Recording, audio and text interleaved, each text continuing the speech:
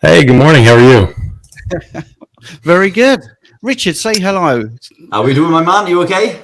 Hey, good man. Yeah, how are you? Yes, good. I did just reply to the message you sent on Insta. Apologies, a little bit delayed, but yeah, feel free to live stream. Feel free to live stream by all means. The more we spread the message, the better, isn't it? So yeah, absolutely. Just for the viewers out there, Dr. Chaffee wanted to know if he could stream this on his YouTube. But by all means, you know, as Stephen just said, this is a free event. It's educational. We're trying to spread the word on carnivore.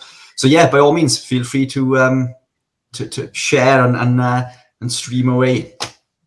It's not a fundraiser. I just want to make sure everyone knows that. It's nothing to do with that. It's just to do a 24-hour carnivore conversation. As you can see from Richard's backdrop, you can talk about keto. In fact, that's the great thing about carnivore. Actually, we're not very much like a cult. If you want to have an avocado, you're not going to be sacked by the carnivore police. But we will be talking mainly carnivore, but we will be talking low carb and keto if you want to talk about it. It's 3 p.m. in Australia, in Perth, where Dr. Anthony Chaffee is, and I'm going to give him a little introduction, unless he wants to do it himself. Oh, whatever you prefer. Happy for whatever.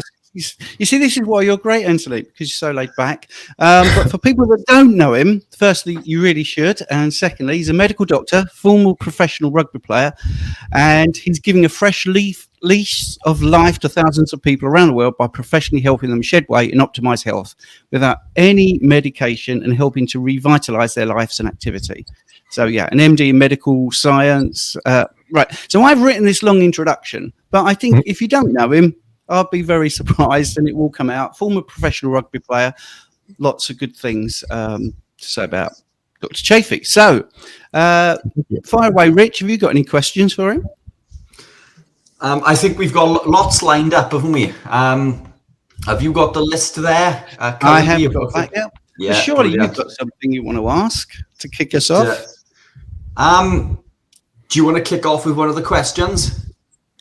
Well, yeah, let's do a very basic question. I've got some very detailed ones, but so, Dr. Chaffee, why do you think carnivore is the optimal way to eat? Oh, well, I just think it's because that's our biologically appropriate species-specific diet. Like any animal in the wild, we have very specific dietary requirements, just like a zebra, giraffe, or any other animal would have. And when you don't meet those requirements, you can get very sick, or when you're eating things that you don't have the specific, bioengineering to detoxify and eliminate different sorts of indwelling toxins, you can get very sick from that. So animals in the wild, they eat very, very specific diets, humans included. And we've been eating a very specific diet throughout our origins as humans. And we have diverged from that, especially in the last 50 to 100 years. And we have seen a marked decline in our health during that time. Now, people may say, well, our average life expectancy is actually going up. This means everyone's getting healthier. That's not true. We're actually getting much, much worse. The prevalence of these diseases is getting far worse. And in fact, the life expectancy was an issue before because of infant mortality. That's the issue. And these sort of more primitive cultures, if you want to call them that eat a more hunter-gatherer lifestyle, really just a hunter lifestyle. They say, well, their life expectancy is really 60 years, like with the Inuit. Well, no, actually, that's because their infant mortality rate is actually very, very high. And when you're out in the Arctic Circle, thousands of miles away from a major university hospital, or any sort of maternity care center, you're not going to be able to get the care that you need if your child is sick or hurt and has all these other sorts of issues that they can run into in those extreme circumstances. And so kids die, unfortunately. And that's one of the ways that we've increased our life expectancy. But those people in those situations, when dying of old age, actually go way longer than we do in a lot of cases. And so, in some cases far longer, to the point that people don't believe them. You have some 102-year-old lady in the Nanette tribe that are still herding caribou and out there working 14-hour days in the snow in the tundra, and she's like, yeah, I'm 102, and they're like, bullshit, that can't be true. She looks like she's 60. Well, she looks like she's 60 because metabolically she is. And she's as healthy or more healthy than 60-year-old people in America or the UK. And that's simply because she's more metabolically healthy. But we know as geneticists, we're supposed to live 120 years on average, meaning that if you just stay out of your own way and don't mess up, you should make it to 120 years without doing anything special. So why are we dying in our 60s and 70s? Why is a life expectancy of 78? Oh, that's really good. That's good. No, that's horrible. That's middle-aged, right? And so these people are actually living that long. And if you eat the way you're supposed to eat, you can do that as well and be healthy as you're doing it. Yeah, that's brilliant. See, what a great answer. So we do have some questions from people. This one is from Joe. So I'm going to put the question hopefully up on the screen. It'll take a lot of time. Paleo with a lot of meat, 10 years plus, carnivore 1 month, 38 years. This is 1 month. But anyway, he's 38 years, 6'3", 195 pounds. I did this for autoimmune issues, not weight loss. I've always been lean. Tips for gaining mass on carnivore? Well, you just need to eat. You need to eat more meat, and you need to work out. So if you're lifting weights, if you're sprinting, doing anaerobic workouts, you're going to be stimulating your muscle growth. You're also going to be stimulating the production of testosterone and growth hormone and suppressing cortisol. Whereas if you're doing a lot of cardio, it goes the other way around. So growth hormone, testosterone gets suppressed in men, and cortisol levels go up. So that's the antithesis of laying down healthy, lean body mass. And that's pretty much it. You need to stimulate your body. You need to stimulate your muscles to grow. And then you need to provide the energy and nutrients that are required. A lot of people undereat on a carnivore diet. It's very easy to do that. You just feel very satiated and very satisfied. So you have to keep eating until meat stops tasting good. If you're still getting that positive feedback and your body's saying, hey, we want some more of that, listen to it. Keep giving it more. You might have to eat twice a day. Don't force yourself, but just definitely give your body what it needs. I see if Richard agrees with that or has anything to add.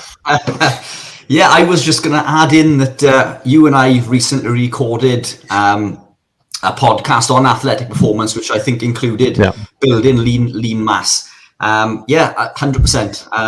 I'm a firm believer in around sort of 1 gram of protein per pound of lean body mass, and it's the activation of mTOR that we need to elicit this muscle protein synthesis. So we need stimulation, as Dr. Chaffee says, we need to be training, but we need adequate protein. The mTOR reset is also very important. So what we can do, being keto or carnivore, is we can tap into this mTOR reset. So typically what people from a carbohydrate high background tend to do is consume carbohydrates all day long.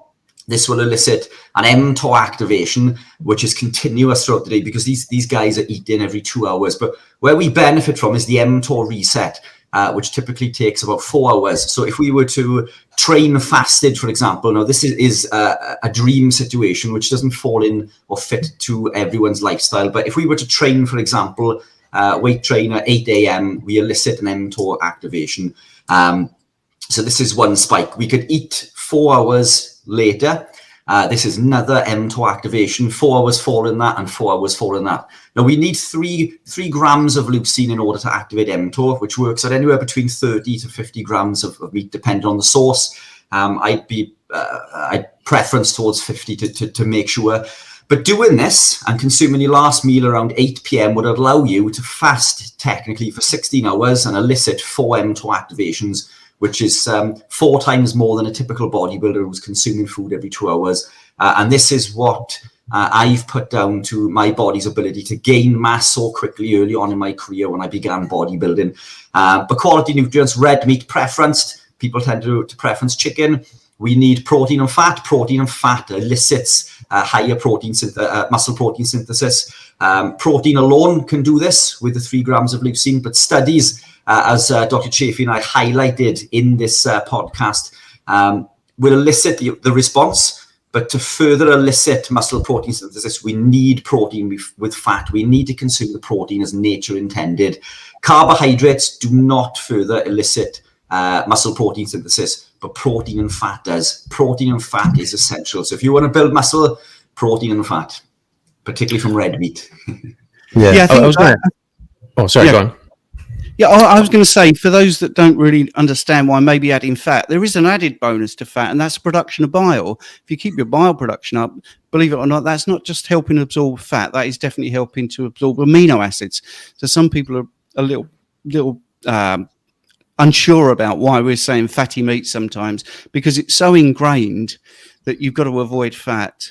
And all you're going to do is you're not going to gain muscle. You're just going to get fatter, and that's not the case. Unless you eat way too much fat and you go beyond your satiety, which is really tough. That's the other thing. It's very tough to overeat when it comes to fat. It's not like carbohydrates. I think the Minnesota prison study, which pretty much proved that you can overeat by carbohydrates, that was an experiment with humans, a captive audience, no pun intended, where they could eat, half of the prison could eat as much as they like with carbohydrates, and the other half could eat fats and proteins. And I think the fats and proteins group, they overate the sort of estimated calorie intake for a day by about 800, but the carbohydrate group, it was about 10 times as much. So it's much easier to overeat on carbs. So don't fear the fat. That's what I was going to say. Yeah, it's also very difficult to absorb it as well. If you eat a lot more, you do need that bile to absorb the fat. You can still absorb some, but it's not as much. It's a very small percentage, anywhere from like 10 to 15% of the fat past the bile that you can absorb. So you can absorb that. You can absorb if your body it runs out of bile. I mean, that's how much fat your body wants, right? So that's how much bile it's made for it. And then after that, you can still absorb some. Usually, like medium chain fatty acids are a bit easier for your body to absorb without bile, but it's not that much. And so you really have to overdo it. And first of all, it's not going to taste good. You're going to be sort of fighting yourself, and then you're also going to get 85 to 90% of that fat being excreted, which is going to give you explosive diarrhea, and that's not going to be fun. And so you're going to want to just naturally pull back on that. You can do it, but it's difficult. It's easier to eat more protein, things like that, the lean sort of stuff. But you sort of have a limit on the amount of fat you can absorb as well. But you can certainly overeat on pretty much anything. It's just much more difficult to do on a carnivore diet, because first and foremost, it just starts tasting bad, and you stop enjoying it. And so you want to stop. Whereas with carbs, you get in that carb cycle where, oh my God, I'm hungry. I have to eat. And you eat and you're hungry an hour later because now your blood sugar's dropped, and you can't stimulate lipolysis or proteolysis because your insulin's up, right? So that's very easy to overeat as well. I was going to ask Richard, we were talking about those 2 spikes in mTOR. So you work out and you get that mTOR hit, and then you want to wait 4 hours and then eat a big meal. So, there's always the idea that you want to eat directly after, a big workout and hit that, anabolic window. What are your thoughts on that? Yeah, anabolic window. Yeah, it's a myth. Again, my opinion in regards to the research that I've carried out, I'm sure you've come to the same conclusion. So this is in regards to research and personal experience. As long as we are consuming adequate amounts of protein throughout the day, that anabolic window is a myth. It certainly didn't hinder me, and it allowed me, in order to build lean mass at an incredible rate. So to put this into perspective, somebody who is supplementing with performance-enhancing drugs, which is rampant within the bodybuilding community, and this is the reason that I came away from it. I'm not against it. I'm not against anyone who does so. I work with people who supplement. This is personal preference, but this is something that I didn't want to do. But typically, they can gain lean mass around 0.8 pounds per month, which is around 10 pounds of lean body mass per year. Yet, when you listen to people on these YouTube channels, they'll say they've gained 90k of lean mass in a month, which is just ridiculous. Yes, you may have gained 30k of weight, but you certainly haven't gained 30 kilograms of lean mass. It's just absolutely ridiculous. Even Ronnie Coleman, towards the end of his career, was saying that he used to gain maybe between 4 to 5 pounds and heavily supplemented. So if you can gain 10 pounds of lean mass a year, you are right at the top end. I gained on average for the first 4 years around 8 pounds of lean mass. Some years you could argue it was 10, which is right at the top end. And I put this down to the diet that I was living, not just because I'm eating highly nutrient dense foods, as in red meats, which contain fats as nature intended, superior amino profile, high levels of leucine, which is the anabolic amino acid, but also, we're devoid of things like grains and other. So quite early on, I was predominantly keto. I was eating lots of greens. I used to do my spinach smoothies with my turmeric, which, we now know that, that this is far from optimal and probably quite damaging. But that's where I began my journey. But I was abstaining heavily from grains, which are high in phytic acid and lectins, which block the absorption of these nutrients, amongst other things. And further down my career and education, I learned that a lot of these vegetables also contain, phytohemagglutinin and other phytic acids and other toxins which prevent the body from absorbing nutrients. These foods are anti-nutrients. So the more that I gravitate into an animal-based lifestyle, a meat-based lifestyle, the easier that it seemed for me to build muscle, which goes against everything that the typical bodybuilder will do, because the bodybuilder diet is like pasta and chicken. So you've got the lean chicken without the fat, and then you've got the lectins and phytic acid from the pasta, which is absolutely counterintuitive. And it just makes you wonder how somebody who is genetically predispositioned to pack on muscle, would do on a carnivore lifestyle. I'm not a big person. I'm 5'9". I'm quite short. I think I'm not big in regards to frame, and I used to win on condition. So it was my almost an illusion on stage in regards to body composition and body fat percentage. And that's what allowed me to achieve the things that I could. But my myostatin levels are naturally high within my body, which myostatin is a protein in the body that prevents you from building muscle. It's almost your body's safety mechanism tells you that, whoa, now you need to stop building muscle. A lot of these muscle, beasts on stage these days who are heavily supplemented have low myostatin, and perhaps even take myostatin inhibitors. But it would be interesting to find somebody who is early on in their career, who is genetically predispositioned to pack on muscle, to live the carnivore lifestyle, and actually see if we can achieve, these feats of these mass monsters that do, supplemented. And I believe that we can. The things that we can achieve on this lifestyle go far beyond any expectation that you can possibly imagine, unless you've lived the lifestyle. The three of us know the benefit from doing so and from living this lifestyle. And again, that's why we're here today, is to spread this word, isn't it? We've gone off track, I think, with the bodybuilding thing again, but this comes back down to health and well-being, isn't it? Which brings me back to a question for Dr. Chaffee.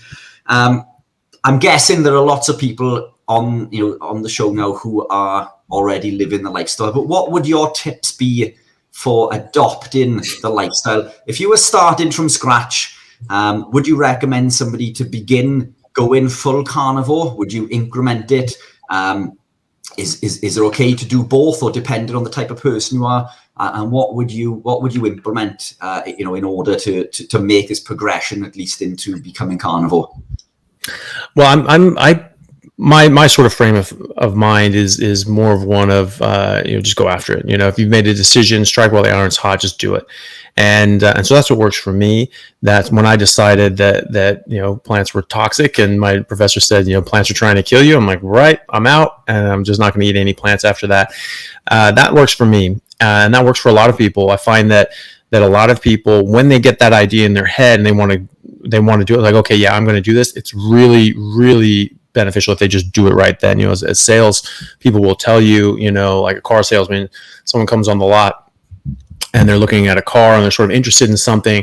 If they say, well, I'll think about it and I'll come back, 95% of the time they do not come back.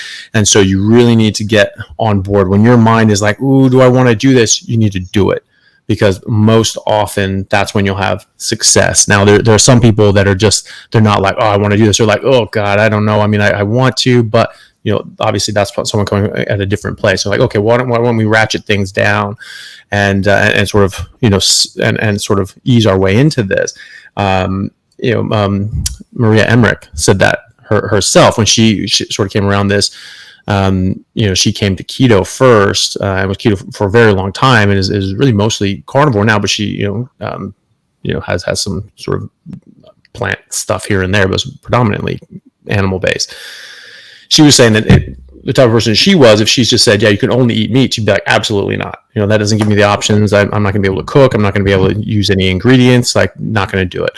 And so you'll meet people like that. I meet people in a special circumstance. People come to me when they want to do this, and they want some help and advice to get on this, or they're sick and they have a lot of health issues. Those are highly motivated people, because they are in a tight spot, and I can say, look, I think this will help you. They go, okay, look, whatever you suggest, I'm just going to do it. And so I find that those people have a really good success of really just going, hammering it home, going full on. You see this also in smoking cessation and other sorts of drugs and alcohol.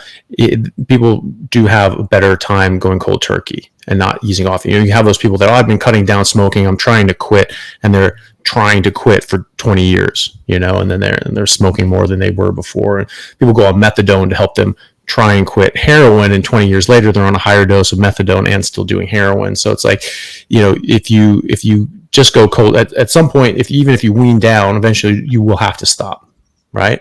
And so why can't that just be today, right?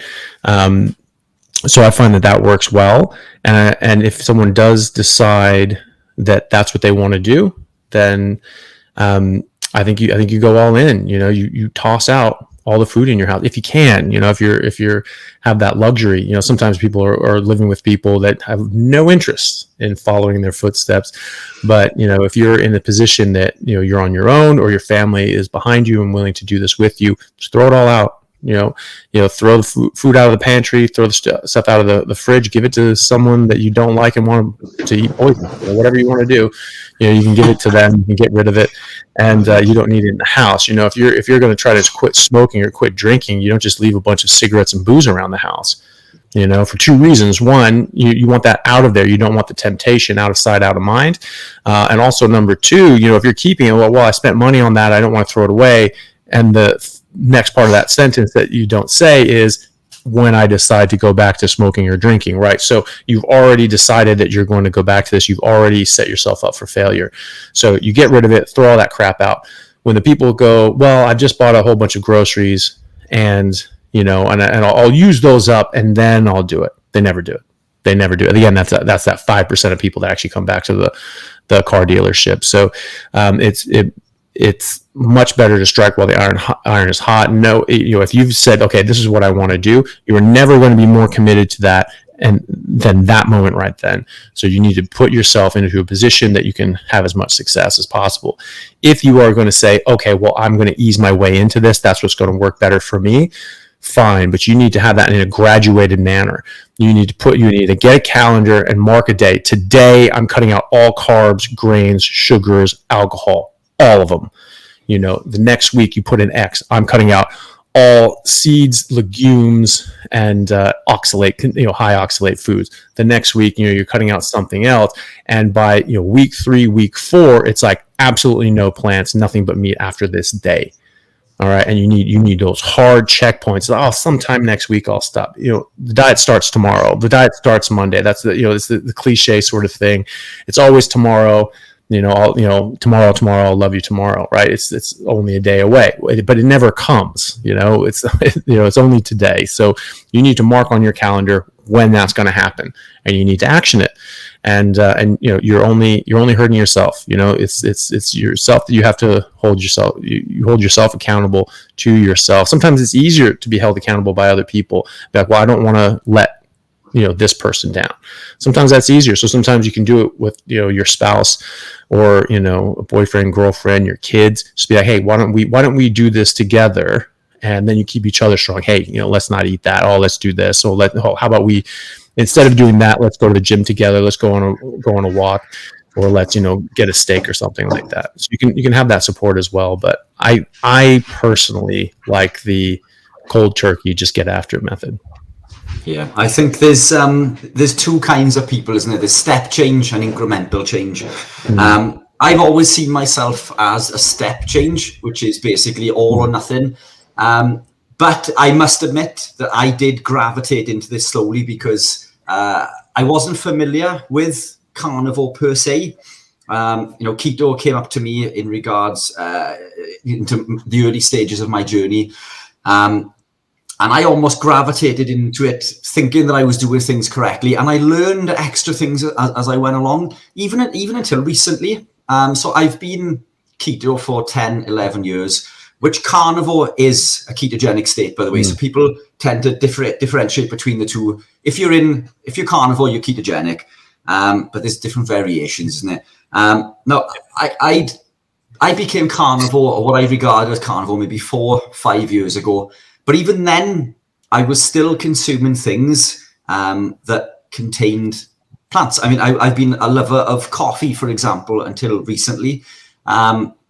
So, I mean, it's only in recent times have I taken that. But it's through education, because even though it sounds very simple, coffee comes from a plant, you don't actually think about it because it's not something you're eating, it's a drink. So again, it's these education pieces. But I think it's an important point that you made there in regards to family members, because a lot of clients that I work with find it incredibly difficult when they do this alone, because their partner is consuming a takeaway or some fast food or some junk. They will buy this food and it's in the cupboard, and this food calls to you in the night. It screams to you, because food addiction is a real thing. Now, I did a podcast recently with Dr. Jen Unwin, who's coming on later this afternoon, in regards to food addiction. Now, food addiction is not recognised in the UK, at least, as an addiction. So we have gambling addiction, alcohol addiction, drug addiction, but food addiction, which is, in my opinion, the most damaging, is not recognised as an addiction. But this is incredibly important, because it affects the catecholaminergic neurotransmitters, which is these neurotransmitters that affect the way that we think and feel. It affects things like dopamine, serotonin. And when we're not getting these hits that we need in our brain, we begin to search them from other sources. We've evolved to chase these dopamine hits. And if we are not receiving them through the foods we eat, or we're not receiving the correct signal, we will look for these hits through foods that we consume. And typically these are sugary treats. So it is incredibly difficult to come away, because food is an addiction. And I think a lot of people don't give that the recognition that it deserves. That it is incredibly hard. So to do this alone without the support of a family member can be incredibly difficult. So what I find is that a lot of clients I work with tend to like the incremental approach. The people who do better are the families that do it together, who, as you say, completely remove, literally pour the seed oils in the bin or down the sink. I don't know if you're allowed to do that. Can you pour seed oils down the sink? Because it's not, might be like a hazardous waste sort of thing, which should tell you something about, putting it in your body. Exactly. It's like dangerous chemical disposal only, then you definitely shouldn't be eating that nonsense. And that's exactly what it is. Yeah, high in an oxidized omega-6 called linoleic acid, detrimental to our health. Which brings me on to Steve. Did you want to jump in? I've got a list of things to throw at. You have. I've got a list of questions too. Not from me, by the way. Just behind the scenes, just to tell you what I've been saying. A few people have said to me, "Why are you doing 24 hours?" I said, "Well, have you ever heard Richard speak? You need 24 hours." Hey, Anthony's the same. I'm sure you wouldn't disagree. I think we could talk about keto carnivore for 24 hours. So I just wanted to add a little bit that I tell all my clients is other ways of eating tend to be very negative, like don't eat this, don't eat that, don't do this. When you come over to carnivore, I think it's better for your subconscious mind. One of the things is to be positive. Don't wake up going, I'm not going to have ice cream today. Wake up saying, today I'm going to eat some protein, today I'm going to have some fat, today I'm going to be carnivore. And if you think in a positive frame of mind, and I know it's corny, but if you tell your brain not to think about pink elephants, you have to think about pink elephants to do it. So it's a little tip there is just to sort of be very positive and think in a more positive way. So today I'm going to have beef, today I'm going to have bacon, eggs, butter. That's going to be a great day. And I just think that can help people. And what you said about friends and family, I've actually dealt with 2 people who are having big arguments with their partner. And if you're wanting to eat this way, and sadly, one of them actually is refusing to buy the food. So they become quite individual when it comes to the food.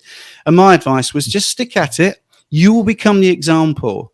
And it's very tough to say to somebody in 6 weeks or 6 months, hey, you've lost a ton of weight, you're off your meds, please don't eat like this. Because if that person truly wants to be with you, they're going to love that. So, if you don't mind, I'll just do a couple of the pre-submitted questions because people have been kind enough to do that. And we've got tons in the comments. I am trying to get to them all, but these answers are brilliant. So here's a nice, easy one. This is from Roxana.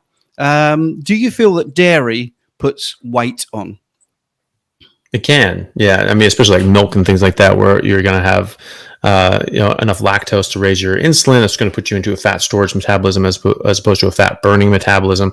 And some people have an inflammatory everyone's going to have a bit of an inflammatory response to casein, especially A1 casein proteins. And some people have a very large inflammatory reaction to that. You're going to retain water weight, and it's going to sort of mess you up in other ways, especially if you have autoimmune issues. But regardless of all that, this is just something that we see. We see a lot of people stall when they're using dairy. So, people get it. You hear the carnivore diet, and you're just eating meat and drinking water, and like dairy, it's a bit of a gray area. You can have some of it as a condiment, put like a slice of cheese on a burger patty or something like that. But really, what you're supposed to be eating meat. They hear that, oh, great, I can eat dairy. And they just eat like just an absolute ton of dairy. And then I was like, oh, I'm not really losing weight. In fact, I'm like putting on weight. I lost like 20 pounds at first, and now I put on like, 15 pounds. Like, well, what the hell's going on? You ask them what they're eating, and you're just eating just piles of dairy. Our body chases nutrients, doesn't chase calories, and so you need different nutrients from meat. Dairy is not a complete nutrition source. And so, especially like pasteurized sort of things. And so, your body's still going to need like the different nutrients from meat. And then you're going to be eating meat. A lot of people eat basically the same amount of meat that they do without the dairy, but they're also eating the dairy. And so you're just getting more than you need. And it goes back to that sort of difficult to overeat, but you can do it sort of part of this equation.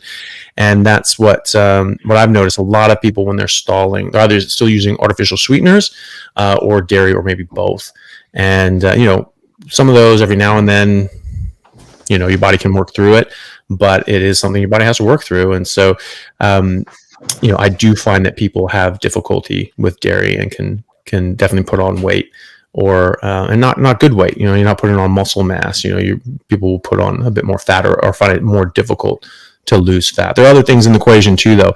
When people are working out, lifting weights, especially guys that get really into the gym because they feel so much better, and they're just lifting weights 4 days a week, and they're like, "Ooh, I'm stalling. I'm not really losing weight." Well, that's because you're putting on muscle, and the muscle is offsetting the fat that you're losing. So just because you're not losing as much weight as you want, it may not be because you're not losing fat. It may be because you're putting on muscle as well. But definitely something to keep in mind. You can definitely eat, you can definitely run into problems eating too much dairy. Absolutely. And too much being more than a very little bit. It's like more than a condiment. If you have a cheese platter and you're just eating chunks of cheese, too much. If you're drinking, multiple glasses of milk a day, too much. And so you just as a condiment to meat, you shouldn't have dairy on its own. Yeah, and a simple thing about dairy is as well, it's the odd chain fatty acids. You always end up with a free carbon fragment, which is a substrate that the liver loves to make glucose out of. So that's one of the things I say about the dairy. Richard, you wanted to jump in there, didn't you? Yeah, only really quickly. I mean, it's I know this sounds stupid. I quite often look at cheese and dairy as almost two separate things because of the way that it's made and treated with the enzymes, rennet and things. I think milk is highly problematic. What I find is that real cheese, a lot of people can get on with in small quantities. Milk for me is the biggest issue. And what I find and see in the Facebook groups at the moment, and in my group in particular, somebody mentioned about A2 milk, and raw milk being okay and things. And it is considerably better. But what many people don't understand is that it still contains casein, and it will still contain it will still cause intestinal permeability. So even, and this comes back down to, oh my God, what's the tribe in Africa? My goodness, it's Is it the Hansa? The Hadza? No, it wasn't the Hadza. It wasn't the Hadza tribe. I can't remember the tribe, but basically one of the. What was that? Maasai and Kikuyu. Yes, the Maasai. So the Maasai and the Kikuyu are neighbouring tribes, aren't they? And the Kikuyu who are vegan or predominantly vegetarian or vegan based, and we have the Maasai who are meat based. The Maasai outperformed the Kikuyu on every health level: bone mineral density, muscle mass, height, strength, age. Everything apart from one metric, which was intestinal permeability, and that's because they still consumed unpasteurized A2 milk. So for me, milk across the board is a no-no. Even the A2, although A2 is better, but then I almost put cheese into a different category, whereas I think it's okay to consume in moderation. But as you say, it still contains casomorphine, which is highly addictive, more so in milk. So there's lots of reasons to abstain from the milk, but I do often put cheese into a slightly different subsection. I do consume cheese, real cheese, not an awful lot of it, but it is. It's not something I can consume every day, but it is something I'll consume. As you say, as a condiment, isn't it? But it wouldn't make up a meal. I wouldn't. But yeah, I don't know what your thoughts are on that, Anthony, but I'd almost put them into two separate categories to a degree, No, I think you're right. And cheese is especially like traditionally like fermented and grown cheeses or manufactured cheeses, whatever it is. Those are very different. As a friend, Dr. Bill Schindler, talked about, and he's a professor of paleoanthropology and archaeology, and he studies this sort of stuff, and he was saying that when babies are drinking breast milk, it goes into their stomach and actually curdles and actually turns into cheese, and then they sort of break that down and eat it. So that's sort of that same process, when you're adding sort of different sort of chemicals to basically turn milk into cheese. That's sort of what you're doing. Then you're eating that. It's much more bioavailable. It's much better for you. Babies are different than adults, obviously, but I definitely put those in two different categories. The fermented dairies are going to be fermented anythings are going to be better than the non-fermented anything. So except for maybe meat, I don't think you need to go rotting your meat and doing the high meat thing. To each their own. You want to do that, that's fine. Maybe like just the bee's knees, but I'm okay. I'm good where I'm at. I'm feeling great. I don't think I need to do that.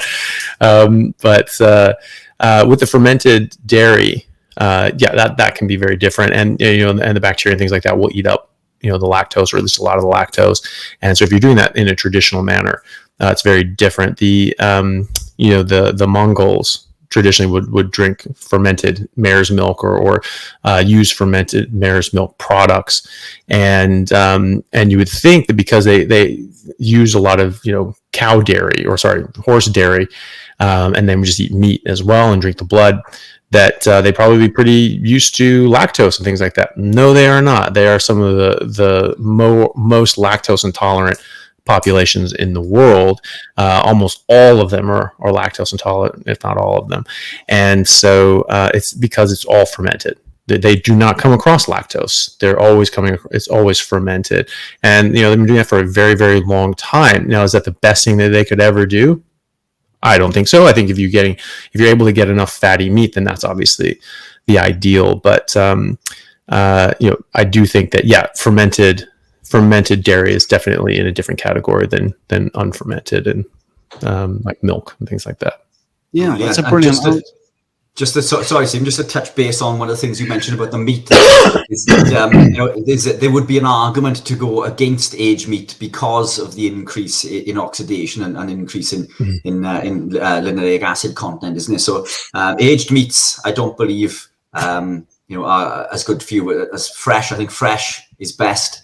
That's why I consume all of my meat fresh. the oxidation of the meat can cause issues, I guess, in the same way. So I'm not a fan of aged meat. So I thought I'd put that in there. You get more histamine, of course, when it's aged. More histamine, for sure. Yeah. Just going to put another question up. Here we go. So just for the people watching who have submitted questions, the deal here is we've got 24 hours. Okay, so we'll get round to it. And Dr. Anthony Chaffee has given us 3 hours of his time. Behind the scenes, if you don't know how this works, no money changes hands. We're all doing this because we want to do this. All right. So if we don't get to your question, I'll collate them. I'll send them to Anthony, and maybe we'll just do another one, just like a catch up. Believe it or not, 24-hour plus or something we'll call it.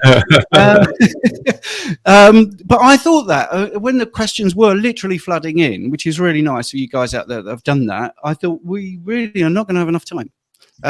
Really. So here we go. So Peter's put 6 weeks on strict carnivore, suddenly inflammation markers right up and blood's low, RBC, etc. Thoughts? Great question. Probably would need a little bit more information there on inflammation markers.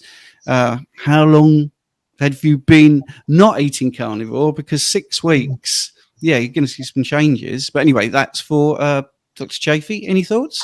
Well, also which inflammatory markers, because there's some that are, high sensitivity, CRP, and that goes up. Okay, well that's high sensitivity is right in the name. But there's other inflammatory markers, such as platelets or ferritin levels and different sorts of things that you can look at, and that can be indicative of increased inflammation. There's nothing on carnivore that's going to increase your inflammation, but there are other things that maybe it can increase, and we would generally associate them with increased inflammation that are not increased inflammation. If your high sensitivity CRP is going up, okay, maybe you need to look around at what you're doing and what you're putting in your body. Are you using seed oils? Are you cooking your steak in olive oil? Are you have you gotten rid of stevia and erythritol and monk fruit sugar and things like that? Those sorts of things matter. And they will cause a problem. So there's nothing in meat that will increase your nothing in meat that will increase your inflammation inherently. So if your inflammatory markers are indeed going up, then there's something else going on, and you need to identify that and eliminate that. Now, it could be as simple as you respond really poorly to the linoleic acid in pork. All these things are fed with just soy and processed oils and things like that as well, and that gets into their fat, and then we eat them, and we eat that fat, and we get that seed oil direct from the animal, right? So that's a problem as well. That's why some people have a serious reaction to pork, chicken, and certainly farmed fish, dairy, and eggs. Because the animals are being fed things that they shouldn't be fed, and so you can and omega-6s are quite pro-inflammatory. And so if you are eating a lot of those high linoleic acid meats because they're being fed garbage, then that can do that. It would be weird that you'd go from like a standard, if we just assume you're on a standard American diet, which is very pro-inflammatory, and you cut off all that crap, and all you're having now is a bit of linoleic acid that's in pork. It still should be a disparity. It should be still going in the right direction. So I would think that there's need more information, and I would wonder if you're not being perfectly strict. Exactly what markers are we talking about? Exactly when did you get them checked? When did you check them again? Also, how did you get your blood test done? This changes. Your blood test will change. If you get your bloods taken 5 times over the course of the day, your bloods are going to be different 5 times during the day, except for like your RBCs and hemoglobin and things like that. That'll remain pretty consistent. But a lot of your inflammatory markers can change. Your cholesterol can certainly change. Your hormones will definitely change, and a lot of other things as well, even your minerals. And so what I tell my patients is that you need to take your blood test in a very consistent manner. You have to take it in the morning between 8 and 9 a.m. You have to be fasting from 9 p.m. the night before, only drinking water after that. You drink 2 glasses of water right when you wake up, at least an hour or 2 before you get your blood test. No more than 4 glasses of water, in that time as well. So you want the same fasting status, the same time of day, the same hydration status, and you want to be resting for a day or 2 before that. So for the day of the test and the day before the test, and maybe even the day before that, You should not be working out, not going to the gym, not going on a run, not having sex. All of these things will affect your blood results. And so you just need to keep a consistent pattern to all of this, and you will get more consistent results that you can test. And at the end of the day, a test is only as good as a retest. So you have some weird markers on your blood test now. Okay, keep doing what you're doing. See how you feel. If you're feeling good, great. In a few weeks' time, get another blood test and see where you're at, and see if you need to make an adjustment. And if you are eating anything except meat, red meat and water, go to red meat and water and see what that does for you. I think with the phlebotomy hat on, as I'm a qualified phlebotomist, I've seen thousands of bloods, and when you go carnivore, some things do go up anyway, like the blood urea nitrogen, because you're eating more protein. So you'll get a red flag for your buns reading, because you're just basically producing more nitrogen waste from the protein synthesis. And there are other things as well. When you've got a reference range, that is a normative range. It doesn't mean it's optimal. For instance, Anthony just mentioned the high sensitivity CRP. The range is very minimal, and you need some context here, because I've had people really panicked because their CRP is 5, where I've seen CRPs of 80 and also hundreds and even thousands. So you've got to understand that they're very dynamic, as Anthony just said, but there's also a lot of nuance to it. And I think the hydration status and also tests for kidney function tests, the cystatin C is a much better test than the estimated glomerular filtration rate, for instance. So there's lots of things you can do with your bloods, but it's probably better to get someone who understands bloods in the context of low carb, keto or carnivore, because there is some nuance to that as well, which I think is underestimated. I was just going to say as well, if your inflammatory markers are up, sure, fine. Okay, we covered that. But then blood's being low, like your RBCs are going down. So if your RBCs have gone down in 6 weeks, that's not from carnivore. Like you could be bleeding somewhere, or having like, or having, if you have the MTHFR gene, that's you're not going to process folate, as well. You could, get some form of anemia from that. Check your folate, right? Yeah, and presentation of symptoms there, Anthony, as well. You said about being anemic. If you're looking at yourself and you've got perfect blood, but don't think the bloods are telling you the story, because always question how you're feeling. I mean, presentation of symptoms actually is a big deal for when I was doing bloods ever such a lot. People would say I've got low folate, and then you'd look at, well, is there any clinical presentation here? Yeah. And you just have to go through, well, you're not got bleeding gums. It's difficult for you to say at 8 o'clock in the morning. All those other things, you have to look at the whole person, the context. Sorry, Richard. Yeah, you wanted to dive in. Just quick on, I think, it's easy to ignore external factors as well. It's quite easy to blame. You've begun a new lifestyle, and these results are showing what they are. You may have come down with some sort of virus or infection. There are lots of external factors going on. So definitely, as Dr. Chaffee recommends, a retest is super important. A lot of clients that I work with will begin the journey. They'll have one negative outcome from something, and then it's to do with their change in diet. Yet they weren't willing to accept that every ill health in their life leading up to this point was to do with their diet. It was always some other factor, but the second you change your diet and something goes awry, then it's because you've changed your diet. But there's lots of external factors involved as well. But this, in my opinion, is the healthiest way to live, and I'm sure that you're going to see improvements should you stick to the lifestyle. But good point on the sources of meats and linoleic acid. And are you consuming processed meats? Yes, processed meats are better than eating a lot of junk, but ideally we want to go with fresh meats, particularly red meat, in my opinion. Chicken and pork, as you say, should be exercised lightly. I do love pork and chicken, but they're not a staple for me on a daily basis. Red meat is what I eat every day without fail. I've got a fabulous question. Just to finish the first hour, I think. This is from Andrea. What is your experience and guidance for a post-RNY gastric bypass patient that's carnivore? I'm 54, postmenopausal, carnivore 1.5 years. 25 years plus post-op. Starting weight was 460. Wow, well done. And current is 165. Yeah, that's brilliant. Sorry, I was reading ahead, guys. When I went, wow, I mean, that's a ton of weight at 5'8". It's very hard to get nutrients in unless you eat 3 to 5 times a day. Does that tank blood sugar and fat burning? Great question, Andrea.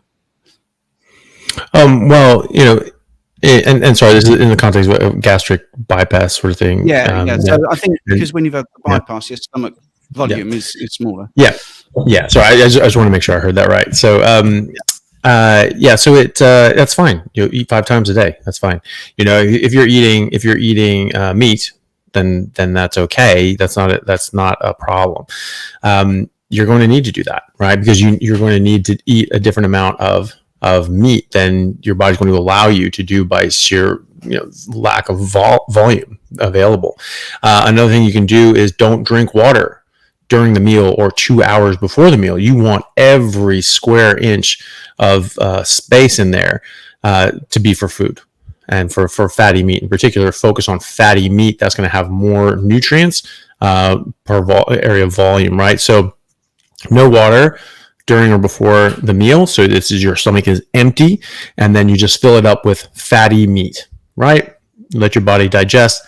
You get on with your day, and then you do it again, and you may have to do that a few times, and that's okay. You still need to get enough food. You still need, it would have been nice if we could have gotten to you before you had the surgery, because you would have had very good results with that as well, and I think just as good, if not better, with that, and then you would be able to eat to satiety and not have to worry about it. But you're in the position you are now, and that's okay. You just eat when you're hungry until you're full, and if you have to eat more than once a day, that's fine, as long as you're eating the correct thing, which is meat. Yeah, I agree. And I think a lot of people within the keto carnivore community get caught up in fasting, which fasting is fantastic, but what many don't realize is that being keto and carnivore will elicit the same responses of autophagy, mitophagy, brown fat activation, lipolysis. We will benefit, we'll receive the same benefit from just being in that ketogenic state, as well as, compared to fasting for long periods of time. So as much as I'm a fan of fasting, these responses and these results can be achieved from purely being in that ketogenic state. So I wouldn't get too caught up with going too long without fasting. If you need to eat 4 or 5 times a day, then eat 4 or 5 times a day. Richard, you caught me out there being brief. Not on the ball. Right. Let's do a quick question then to take us to the first hour. I found one here. Let's show this. Hi, all. Is hint water okay to drink on carnivore diet? Is that something in America? I've not heard of hint water. I don't know if that's a brand. Maybe that's a typo. Hint water. I don't know if that's a brand. I haven't heard of it. If it's not a brand, I still haven't heard of it. So I haven't heard of it. But yes, water is fine to drink on carnivore. Yeah, there's a good hint. There you go. Yeah. Right, but yeah, just normal water. I mean, you shouldn't have anything sort of flavorings or any sort of crap like that. It should just, if there's a bottle and has an ingredients list, it should say water, right? And and so that's pretty much it. Filtered water, I think, is best. There's a whole bunch of garbage that's in city water, and you do want to filter that out. Charcoal filters get most stuff out. Does not going to get everything out. Some people do the reverse osmosis one. That's fine. The distillation ones actually work just as well, and are much cheaper. So, but the reverse osmosis ones are getting cheaper and cheaper as they go as well. But at least some sort of filter, unless you're out in the country and you're just drinking, branch water, go for it. That's the best you can do, really, as long as it's not contaminated with some sort of filth, atrazine, all that sort of weird things that like change the sex of frogs and things like that. Like, no, thank you. So I think maybe should we celebrate that we've done our first hour? But anyway, maybe I should have had a bell or something. Ding, ding, ding. One down, 23 to go. Rich, mate, 23 to go. All right. So Code is asked, been carnivore for over a year, lost 70 pounds. Congratulations on that. Feel great. But been tracking blood sugar and ketones, and my blood sugar will not, with emphasis, go below 100 unless I fast for multiple days. Ketones around 2.5. Any comments, guys?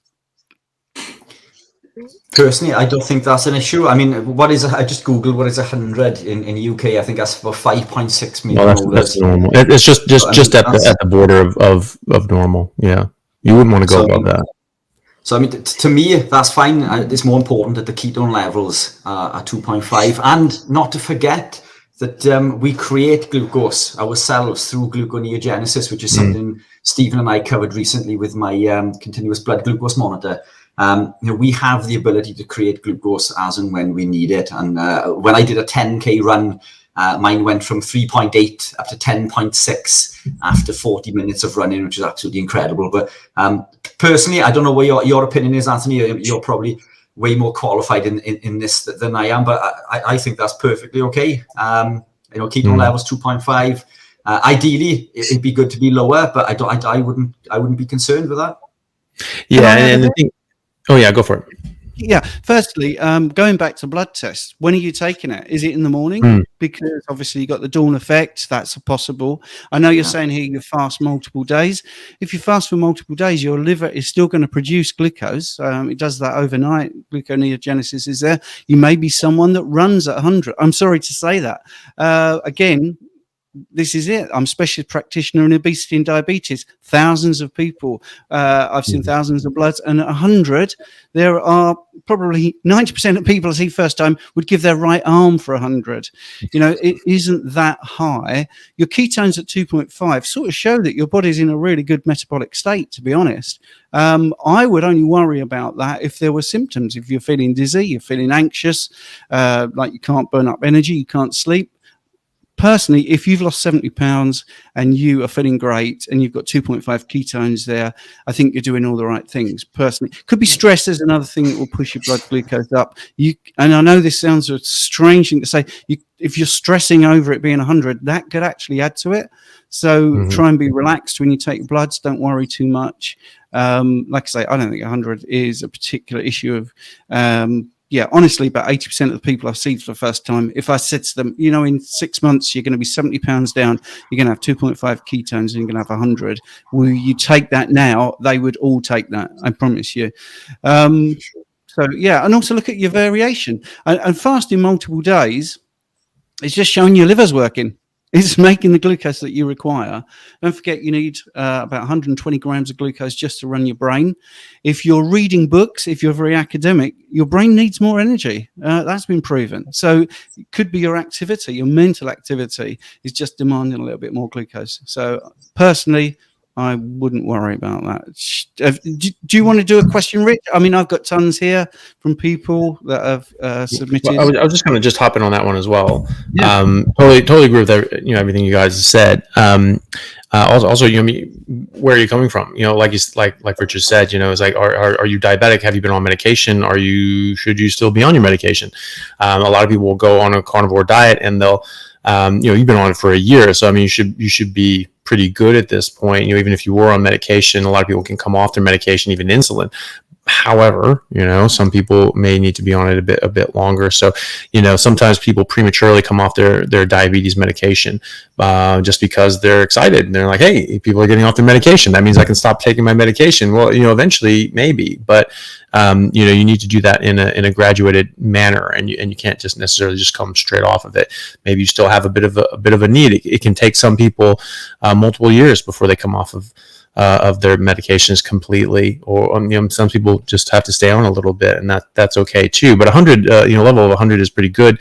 You're definitely in ketosis because you're making ketones, right? And you're not dead. So if you're fasting for multiple days and you still have blood sugar and you still have ketones, where are those coming from? Well, you're making them, right? And so you're in the right metabolic state, and so it doesn't really matter. So your insulin is going to be nice and low, which is great.